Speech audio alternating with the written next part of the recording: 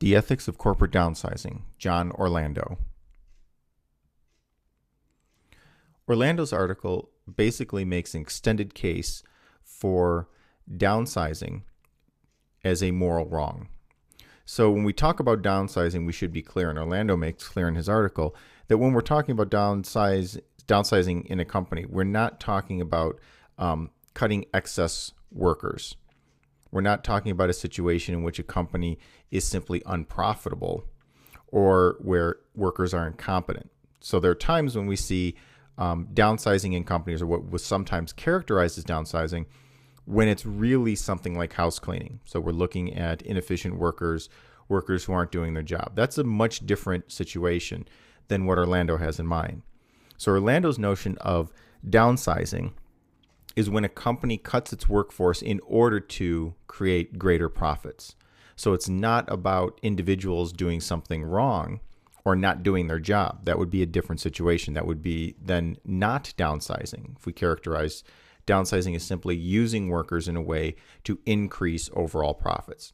So Orlando's argument is going to be that there is no morally relevant distinction between shareholders and workers. So in making this case against downsizing of the type where we remove workers from a corporation in order to make more money for the shareholders, the first thing he wants to do is show that this emphasis on shareholder wealth, or the increase in shareholder wealth, is mistaken.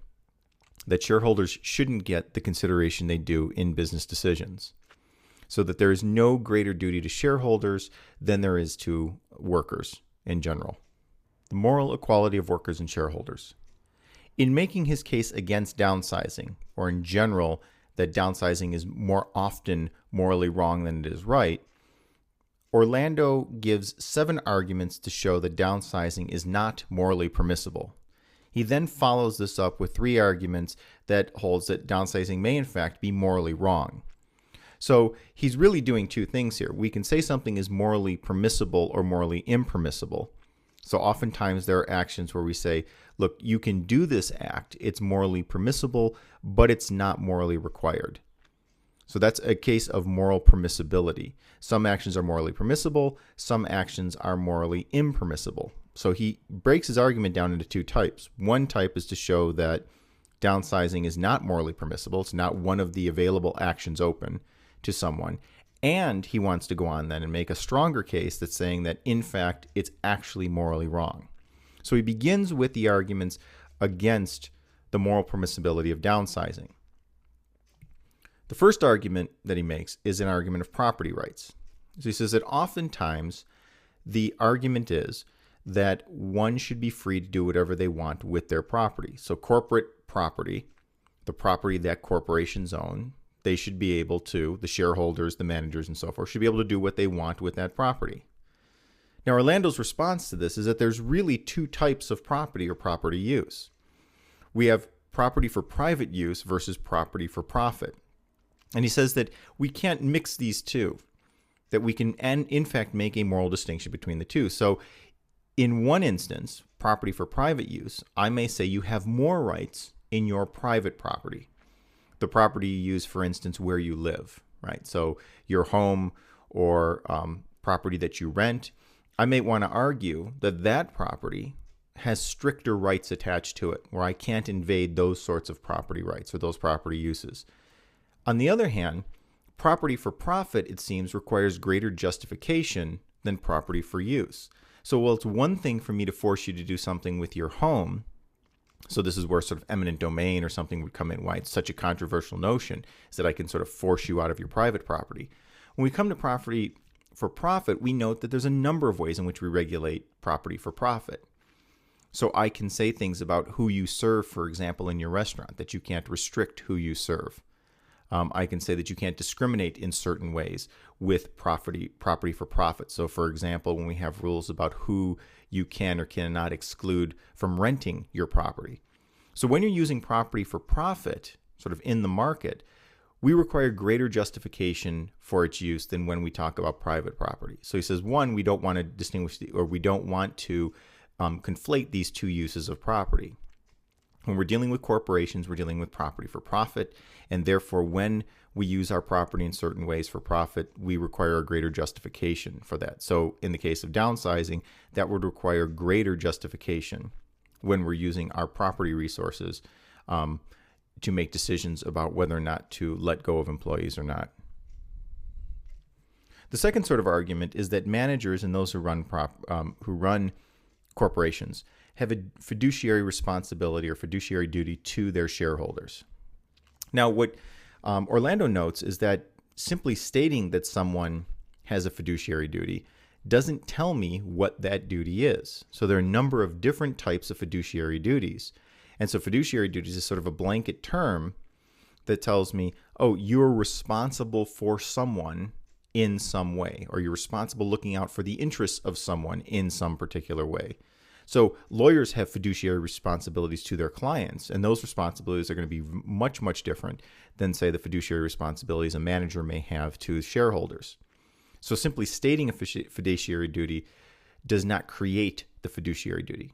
We have to actually specify what that duty is. And so in the case of corporations, by simply saying, well, I have a fiduciary responsibility to my shareholders, well, what's the nature of that responsibility?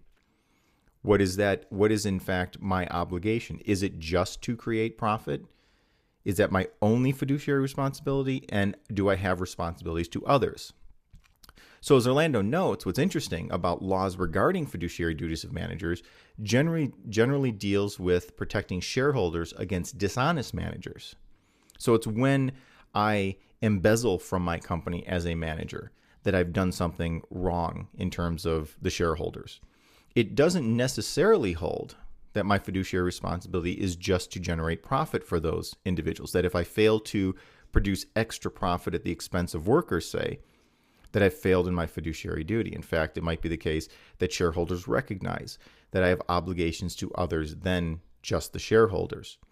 So simply stating fiduciary responsibility doesn't in any way give me content to that notion. I still have to state what those duties are. So it's sort of an open question. In other words, even if we acknowledge that managers have fiduciary responsibilities to shareholders, we don't know exactly what those are. Those still need to be spelled out in some way. Now, the next argument that's often given is the risk argument. It's said that shareholders take on a risk by investing in a company. So when I invest in a corporation, I put part of my assets into that corporation with the expectation I'm going to get something back, but I also know that I'm taking a chance, that it's possible that my money that I invest in the company is going to be lost. Now, generally, the risk is only associated with shareholders. So it's those who investing are generally seen as those taking a risk with a company. What Orlando does is notes that it's not only shareholders that take a risk, but employees take risks as well. So employees are, in fact, also investing in a corporation. When I relocate to take a job, what am I doing? I'm taking a risk. I'm taking a risk because I assume that once I have moved myself, found a place to live, maybe even bought transportation in order to get there, that there will be a job there waiting for me and will allow me to pay for this relocation. Others take on a certain amount of risk, right? So when I move a job, my family may move with me. If I have a family, and that family is also going to risk. So there's new schools, there's a new community, there's a new home. All of those things mean my family takes a risk, that if suddenly my job is gone, then they've taken a risk by, say, moving from one neighborhood to another, or one state to another, maybe even one country to another. So there's family risk involved, and there's opportunity costs. So from an economic standpoint, when I take a job with one company, I forego the opportunities that I might have had taking jobs with other companies. Now, in a time of economic downturn, obviously it might be the case that I didn't have as many opportunities that I'd be giving up. But it's still the case that by taking a job with any one company, I close off any opportunities I may have had with others. So there really is a risk for employees when they're moving or when they're taking a job with a company or moving from one company to another. So the shareholder risk is a definite part of the corporation, but I think we forget that employees themselves take a risk by simply working for a particular company. Another argument that Orlando says often plays a role in downsizing is the idea of a contract. And this is a very libertarian sort of notion. The assumption here is that workers and the company contract for services. So there's an understanding, there's an agreement that the workers will work for a certain amount of money, they will be paid for their labor, and any excess from that will then go to the corporate managers or to the shareholders. And so there's this understanding, once I don't have, or my labor is no longer of value, then I will leave that company. So in other words, there's this understanding that I've paid you for your services are no longer needed, therefore I don't have any obligation to you. And we've had this as an understanding right from the beginning. Now, of course, the question is whether or not such agreements actually work, right? So we have this assumption. It's an understanding between workers and management. And so in the end, well, if I no longer need you, then I no longer need you. But what Orlando notes is that there doesn't seem to be any such explicit agreement. So there isn't a real agreement between shareholders and workers. Because as he notes, shareholders as investors are not really owners. Right? So when I say that I own a piece of a company, or when I own a company, generally we think of something more direct. By and large, though, shareholders as investors are not owners. So if I say, for instance, that guess what, I own GE, or I own part of GE. Well, by that assumption, you might think, well, you own stock in GE, or you own a substantial share of GE, or a shareholder. But by and large, what I mean by that is that the mutual fund that I happen to be in, one small percentage of that is a portion of GE. Now, does that mean I own GE? No, I own shares of GE. I've invested in GE, but I'm not actually the owner of GE.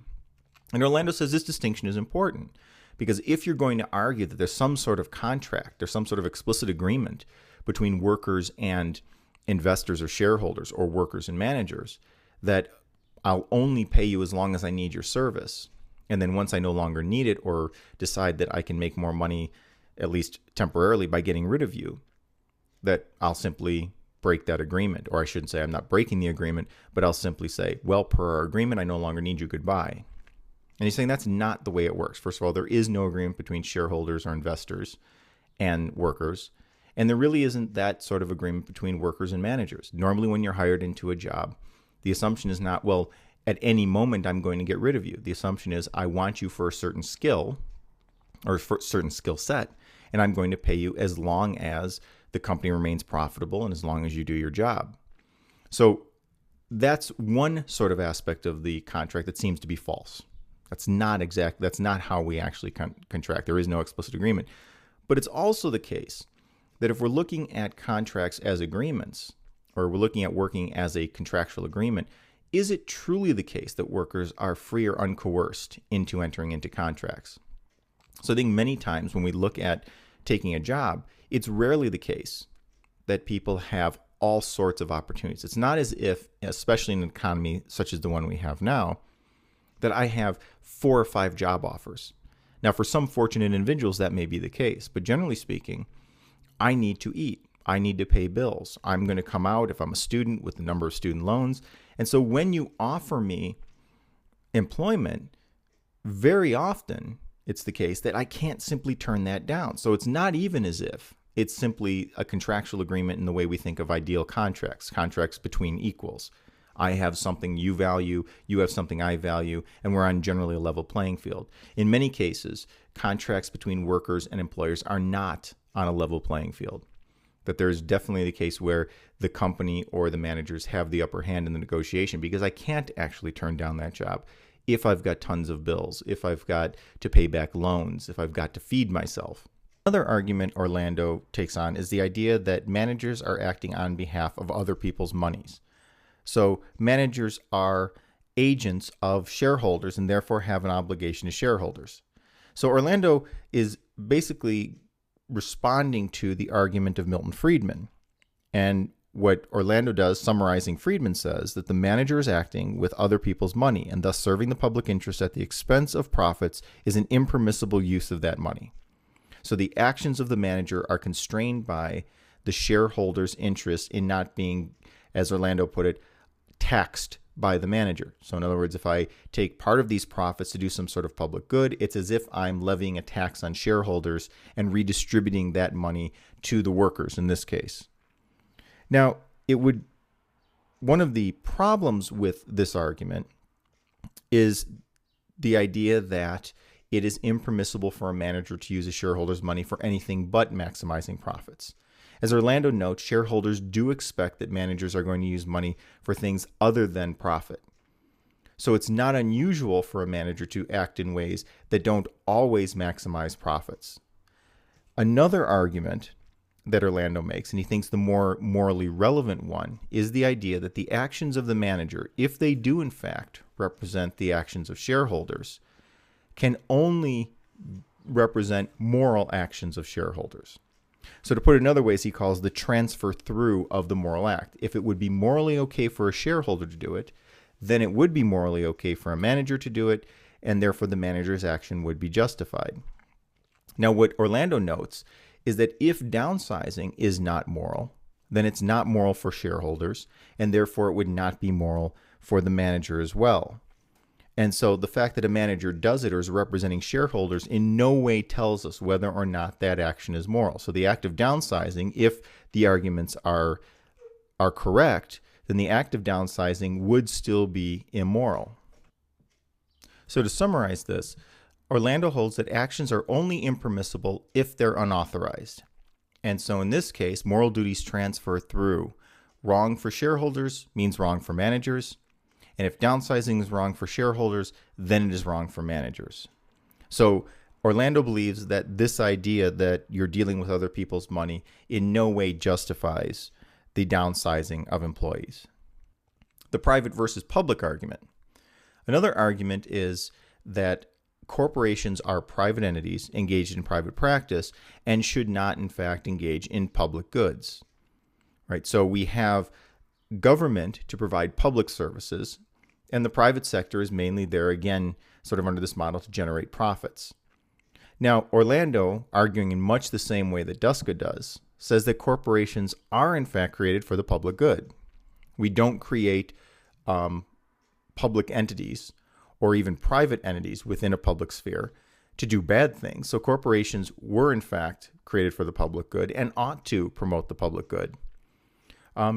Another point, though, is that downsizing does not deal with providing for those in need. So the Friedman argument is that corporations shouldn't take on, for example, the welfare or the job of the welfare state.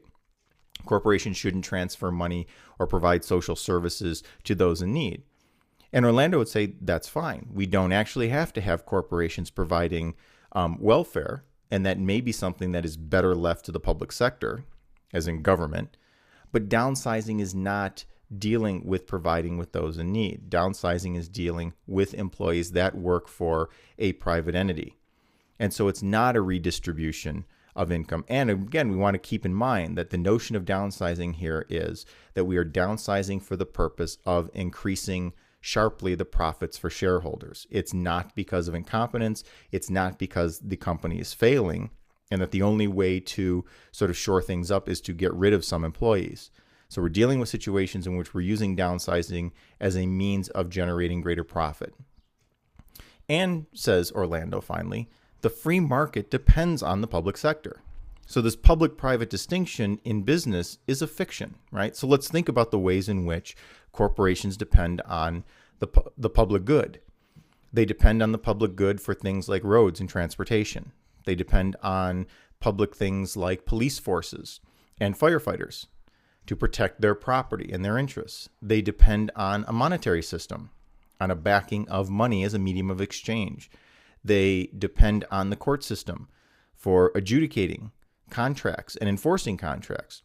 So we see that this idea that corporations are somehow completely separate private entities and that there's the public on the other side seems to be just a fiction. That if we really look at how corporations operate, they are codependent. They depend upon the public as much as the public may depend on them as a way of generating income or running the economy. So this private-public distinction is just a fiction as far as Orlando's concerned. And I think in many ways he's right about this. There's no way for a corporation to be completely independent of the society in which it operates. Now, if we look at then what's left as far as our arguments go, the only thing that seems to be left is a utilitarian argument. So if we want to make the case that corporations ought to be able to downsize and that it's morally acceptable to downsize, it can't be because there aren't legitimate interests on the part of employees. It can't be based on the idea of private property or any of the other arguments that we've looked at thus far. It must be a utilitarian argument that by downsizing, more people will be made better off rather than worse. Now, if we examine this argument, says Orlando, we see it doesn't, or it isn't a particularly strong utilitarian argument. Corporations often hurt in the long run when they downsize. So when we look at the facts of corporations that have downsized, many times the short-term spike leads to long-term consequences. This might be because they have to rehire and retrain, which might cost them money down the line. So downsizing now means greater expenses in the future, or greater loss for the company in the future. It means the corporation. So if we look, for instance, at some of the auto industry, in the late 80s, many auto industries engaged in downsizing and layoffs in order to spike profits, even in times of profitability. This was even before recessionary periods, but in times of profitability.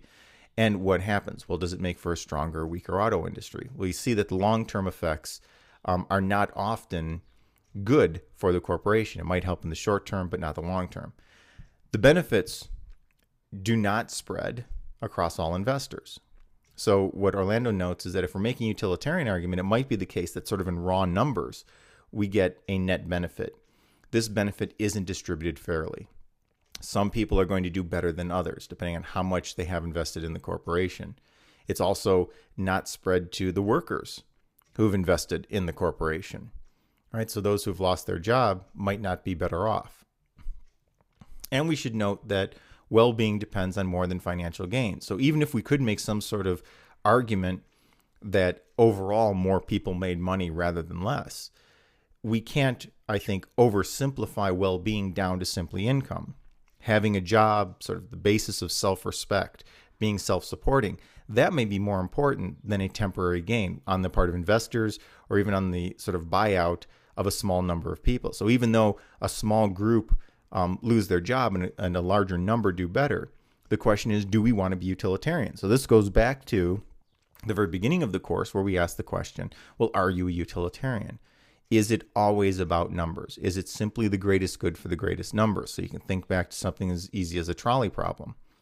Is our consideration only about whether we're saving the 4 lives on the track or the 5 lives on the track and sacrificing one, or we're pushing one person over the edge to save others? Are those things really what we care about morally?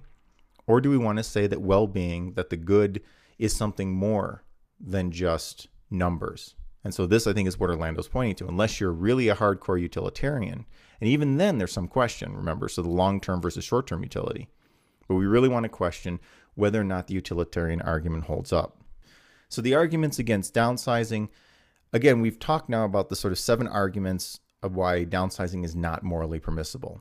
Given utilitarian arguments, we've countered the private versus public argument, fiduciary, property, risk, and so forth. So we've gone through those. Now the question is downsizing, in fact, morally wrong?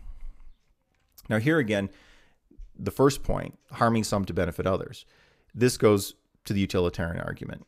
And for those of you who are not utilitarians or feel that there's some reason to question the legitimacy of utilitarians or utilitarianism, you might say right away, if you say to me, I am downsizing to increase profits for shareholders, then it seems that you're willing to sacrifice a small group of people for many. You're willing to make that utilitarian calculation. And I think Orlando wants to say utilitarianism is not a particularly good moral theory. Right? This is not the way we want to generate profit, especially when we're talking about profit here. We're not talking about saving a large number of lives by sacrificing a few. Maybe that sort of utilitarian calculation might be more persuasive. But we're talking about increasing the profits of a group of people at the expense of others. So one, it seems that becomes morally questionable. The other is legitimate expectations. So when we're doing downsizing, it seems to violate the legitimate expectations of the workers who work for a company.